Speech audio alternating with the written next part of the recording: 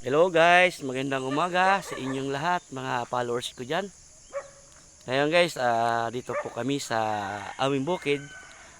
Itong ngayong araw na linggo, kailangan po natin magsisimba guys sa aming fellowship Christian. Guys, hindi pa kayo nag-uumpisa. Dito po ako muna sa aming lugar na aking ipapakita ninyo ang aking mga magandang light view dito sa aming na lugar dito sa bukid namin guys.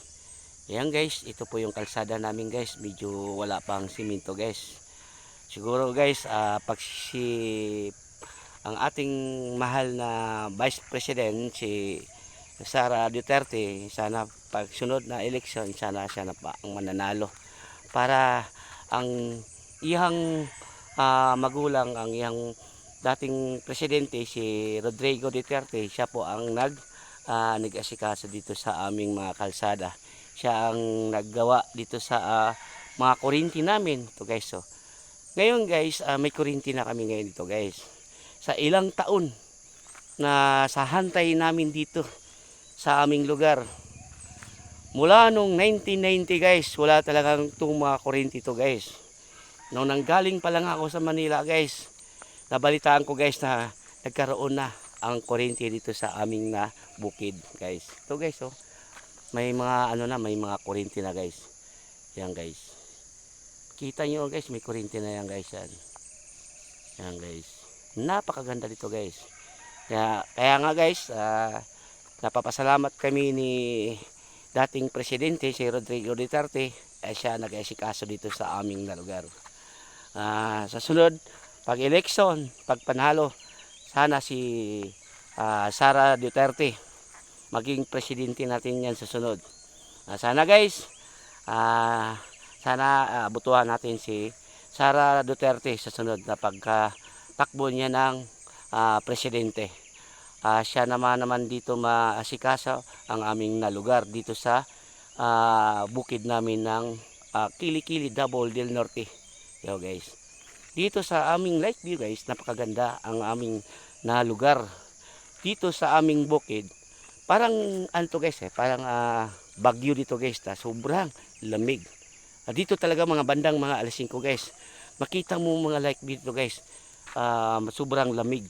Tingnan mo na guys, anong oras na, mag alas 8 na guys. Makikita mo pa rin ang uulap dyan guys. Yan.